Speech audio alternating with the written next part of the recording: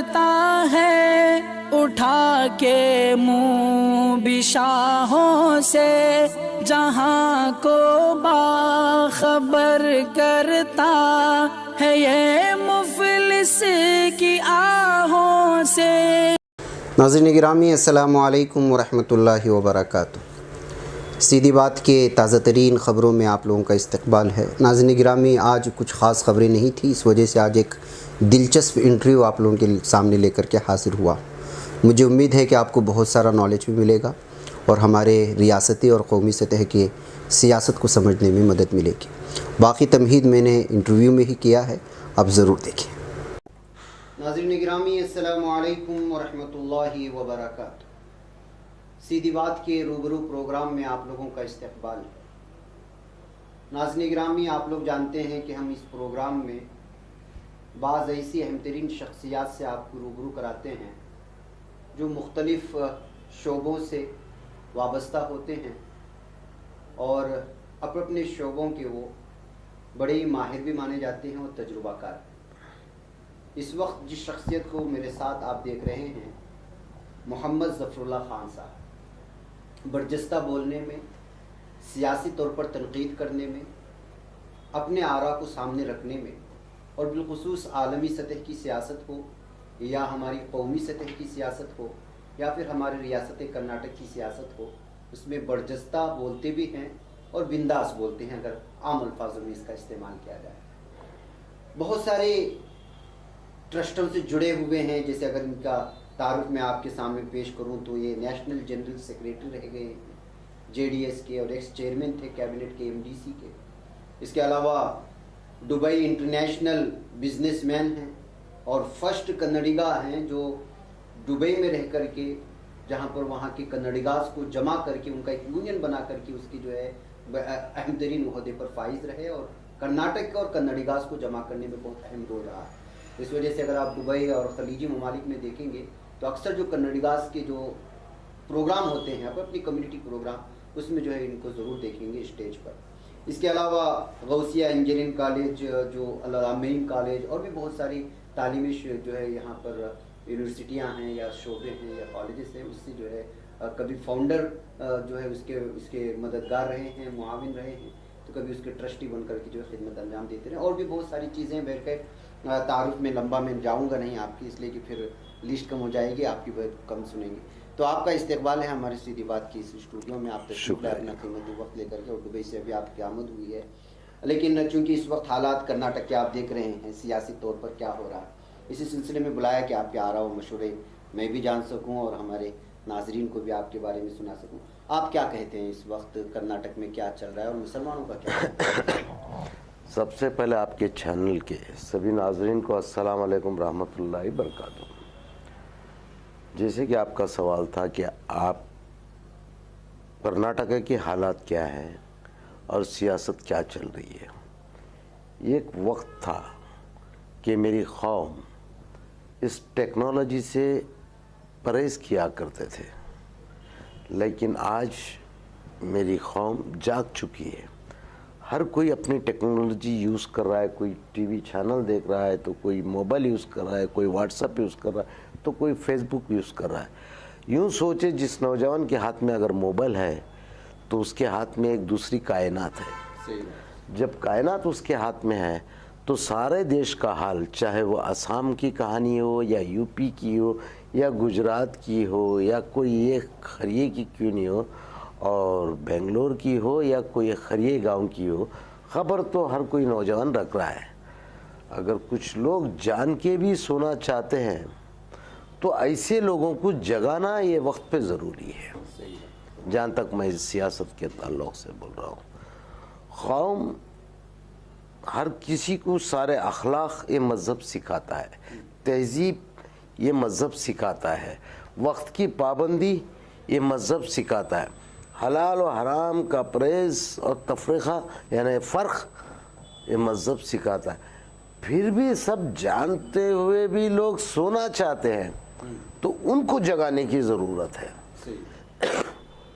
तो ये जगाने का काम जहाँ तक मैं समझ रहा हूँ, देखिए आज सारा मीडिया पे किसी और लोगों का कंट्रोल है वो लोग उतना ही दिखाते हैं जितना वो लोग चाहते हैं, हमको मोहताज कर दिए हैं। तो आप जैसे जो चैनल चंद लोग हैं जो इस आग पे भी चलने की कोशिश कर रहे हैं, अल्लाह आपको कामयाबी दे। तो दूसरा तरीक़ा ये हो सकता है कि मेरी कौम को जगाने का आप लोगों के अलावा, चंद मीडिया चैनलों के अलावा, मैं समझता हूँ कि अब वक्त आ गया है कि उलमाए कराम को आगे आना चाहिए। दीन की रोशनी में हम जैसे सियासतदानों को सही राह बताना चाहिए। हम लोगों के लिए एक प्लेटफॉर्म क्रिएट करना चाहिए। माना कि नाइत्तेफाकियाँ सियासत में होते ज़रूर है, अपने अपने फ़ायदे के लिए, अपने अपने वफात के लिए। तो हो सकता है शायद मैं भी गलती किया हो, अल्लाह मुझे माफ़ करे, मैं तो रब से माफ़ी मांगूंगा। तो अगर किसी में कुछ डिफरेंसेस हो तो उन लोग को बैठा के एक प्लेटफॉर्म पे सारी कौम के सब्जेक्ट को लेके उलमाए कराम नेगोशिएशन करना चाहिए जी कि ये मेरी कौम के मसले हैं, आपकी जमात क्या कर सकती है, कमिटमेंट कौन देगा। कमिटमेंट इस तरीके का नहीं, झूठे सियासी वादे नहीं, कॉन्क्रीट कमिटमेंट होना चाहिए। अगर हम इख्तिदार में आएंगे तो ये करेंगे, वरना हमको जो तय करेंगे मौलाना सज़ा आपकी होएगी। जो ये कमिटमेंट देगा उन जमातों के साथ जाए, बशर्त कि सियासत में दखल अंदाजी करें। जब तक सियासत में उलमाए कराम दखल अंदाजी नहीं करेंगे तो यूँ सोचो आने वाली नस्लें कल का दिन हाल के उलमाए कराम को और हम जैसे सियासतदानों को कोसेंगे, बोलेंगे उनकी गलतियां थे उस वक्त की जो आज हम सज़ा भुगत रहे हैं। तो वो इल्ज़ाम नहीं लेना चाहिए। तो हमको मुस्तक़बिल की दूर अंदेशी का ख्याल रखते हुए आज उलमाए कराम को आ जाना चाहिए मैदान में। लेकिन अब जब आ जाएंगे तो जाहिर सी बात है कि आप जैसे लोग ही उनको गाली देंगे कि मौलवी मस्जिद से यहाँ कहाँ गया वो। ना ना ना, अगर कोई बेखौफ सियासतदान ये बोलता है तो मैं उसको ये कहना चाहता हूँ कि बेखौफ मुसलमान सियासतदान, तेरे को उस पाक परवरदिगार की ज़ात पे क्या भरोसा नहीं है? क्या तू मुक़द्दर लिखेगा कोई मौलाना के? और रब्बुल आलमीन है जो मुक़द्दर लिखेगा। ये ज़रूरी नहीं है कि बिजनेसमैन या मेरे जैसा कोई एक आम शख्सियत वो आदमी आ सकता है। तो इल्मी आफ्ता लोग, बड़े अच्छे स्पीकर लोग, बड़े अच्छे कैनवासिंग करने की कैपेसिटी के लोग, ऐसे लोग सियासत में क्यों नहीं है? यानी उलमाए कराम आना चाहिए। आना चाहिए। मैं दावत दे रहा हूँ, दावत दे नहीं रहा हूँ बल्कि मैं झंझोड़ना चाहता हूँ उलमाए कराम को। बराए मेहरबानी दखल अंदाजी करें सियासत में। जब तक आप लोग हुकूमत का एक हिस्सा, भले या आप बने या आपकी जहनीत बने, लेकिन हुकूमत में दखल अंदाजी ज़रूरी है। अगर नहीं है तो मुसलमानों के मुद्दे वहाँ तक पहुँचाएगा कौन? अच्छा, अगर आप जाने का तय कर लिया उलमा तो कौन सी पार्टी में जाएंगे? आपकी जेडीएस में? मैंने ये तो नहीं कहा, मैंने कहा सियासत में आओ।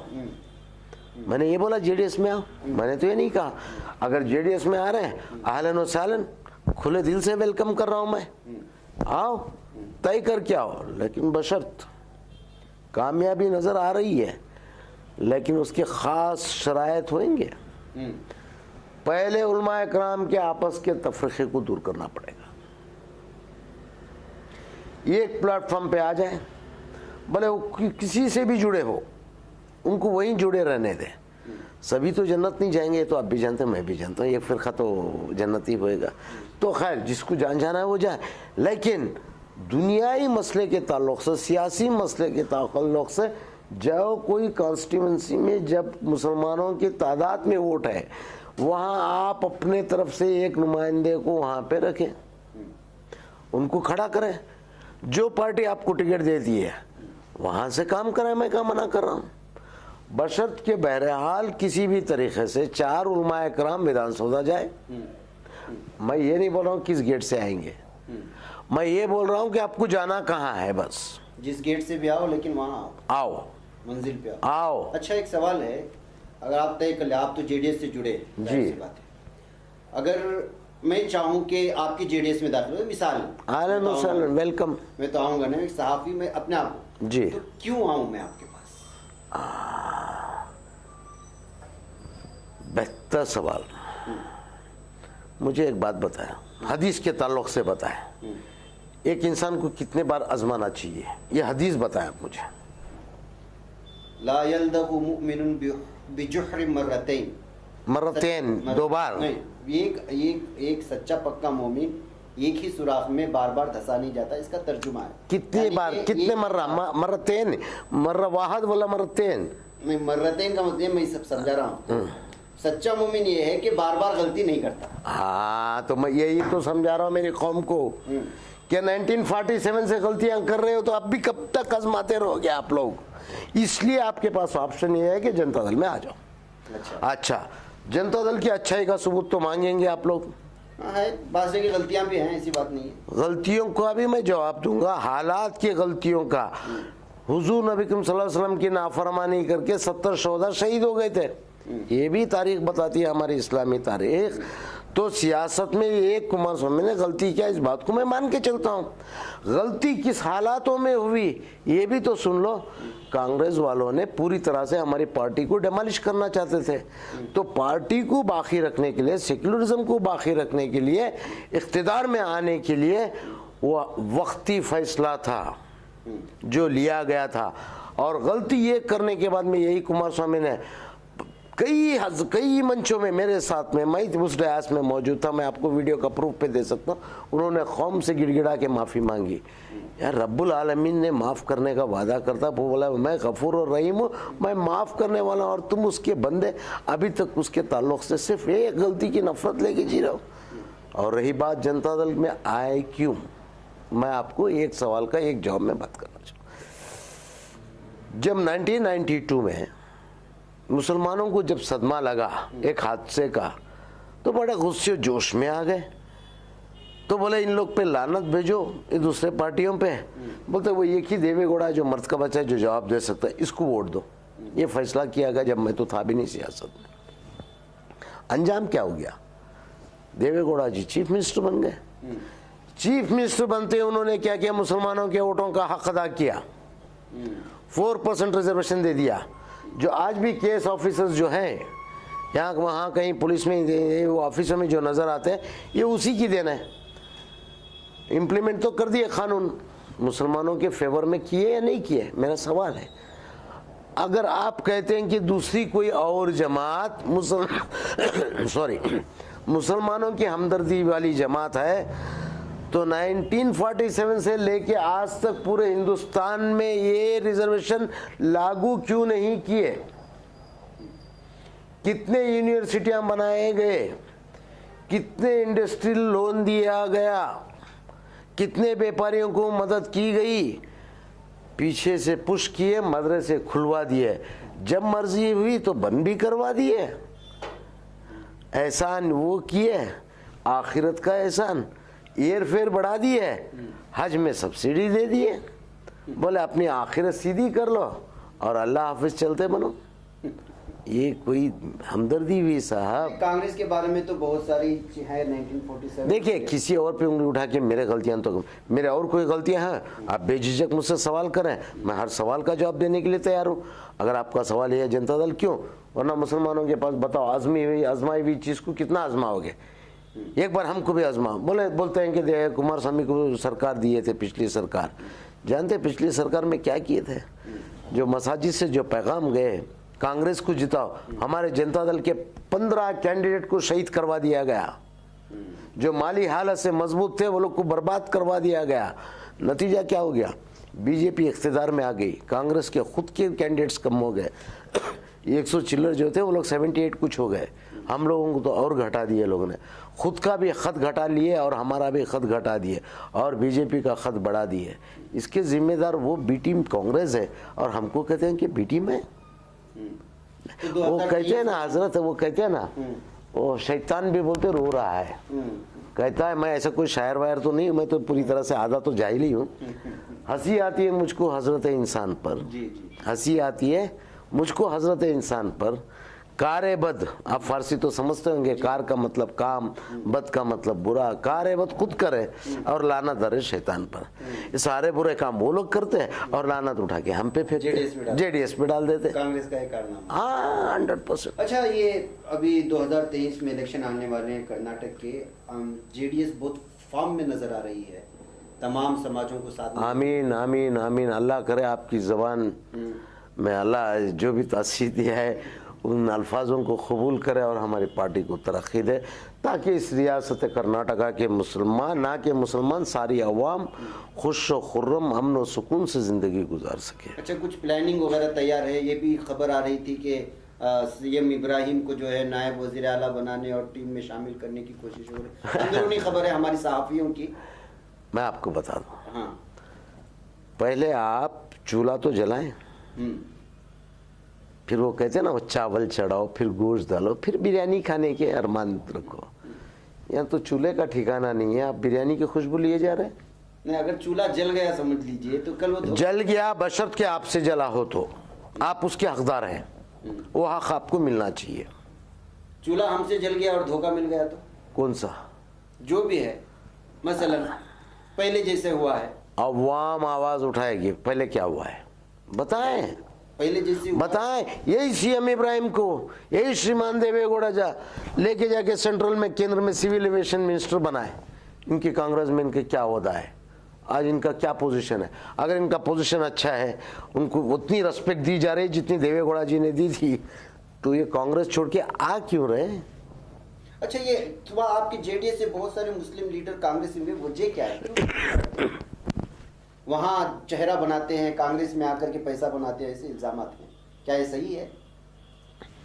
वो तो अल्लाह बेहतर जानता है साहब, लेकिन मैं थोड़े सवाल ये नहीं, आप कुछ भी सवाल कर सकते हैं मेरे से, बेझिझक सवाल करें, जो आपके मन में आए, जो अल्लाह आपकी सेहत दे आप सवाल करें। अभी वो लोग मेरे आगे अगर डिबेट में 1 to 1 में बैठे रहेंगे ना, ईमान से मैं रहमतुल्लाह खान का बेटा हूँ, जवाब तो मुंह तोड़ दूंगा। अगर उनके पीछे में अगर एक भी अल्फाज बोलूंगा, मैं खौफ खुदा रखता हूँ कहीं मुझसे गीबत ना हो जाए।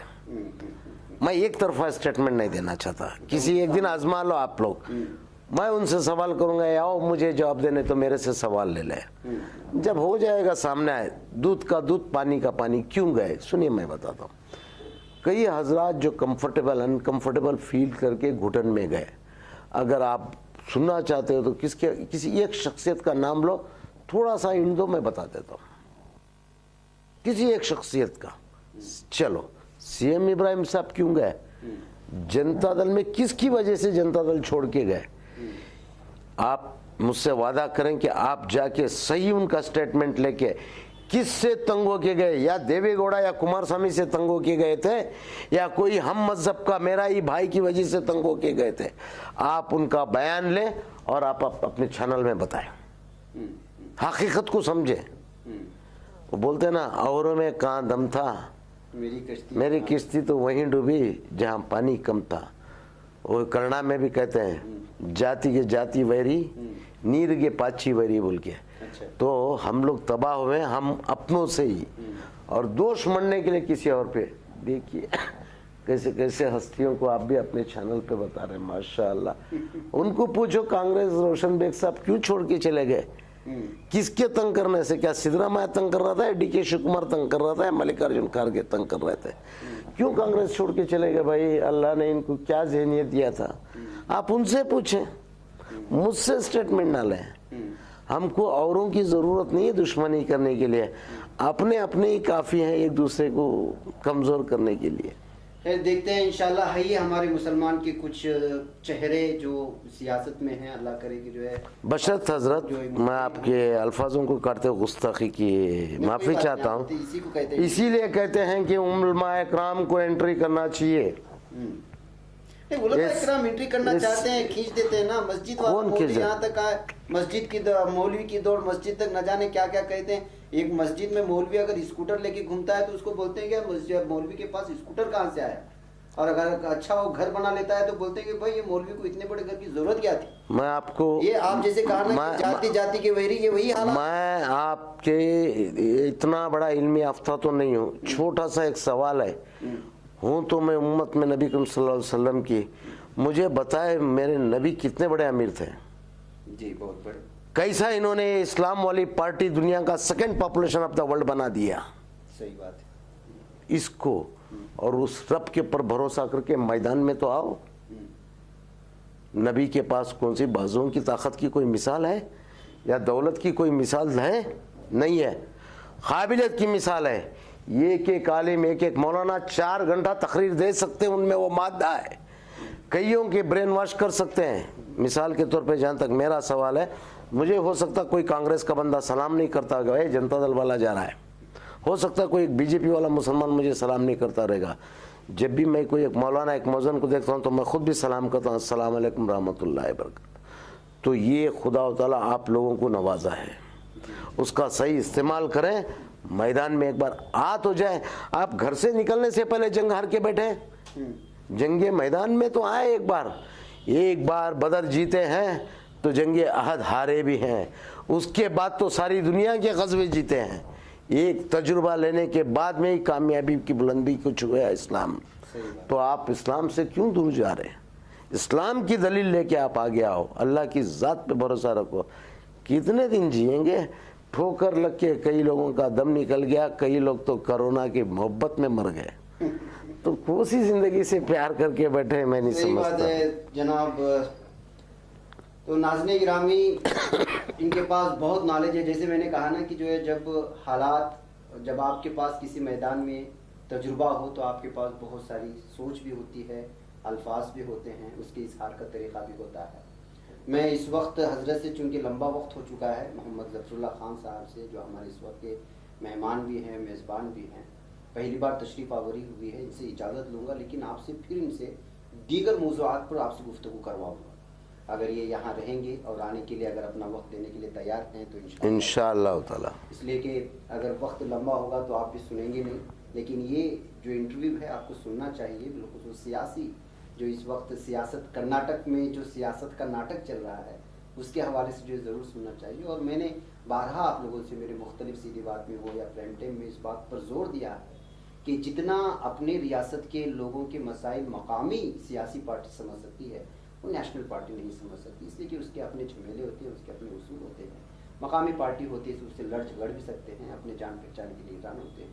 बारहा मैंने इस जानिब आप उनकी तवज्जो मबज़ूल करने की कोशिश की है। लेकिन इस इंटरव्यू का अहम तरीन मुद्दा जो हज़रत ने जो पेश किया, उलमाए किराम को सियासत में आना था। तो जाहिर सी बात है कि मुझे बहुत सारे उलमाए किराम, बल्कि पूरे भारत के उलमाए किराम सुनते हैं। इस सिलसिले में ज़रूर संजीदगी से सोचें। जनाब, मैं आपका एक बार फिर आपका शुक्रिया अदा करता हूँ। आपने बहुत ही मुफीद बात। शुक्रिया तो उस अल्लाह का अदा करें। इनके सामने मैं दोबारा फिर तकलीफ दूंगा आपको किसी और मौजूद। आलम कभी भी। अस्सलाम वालेकुम। वालेकुम अस्सलाम। ये चैनल हक निगर बन कर कुचल देता है फितनों को। अगर गंदी हो पॉलिसी तो मरते देख कितनों को। इसी बाजार में बिकते हुए देखा है सपनों को। सभी यकसां है ये पैगाम दो गैरों को अपनों को। वतन अहले वतन का है गुले बेखार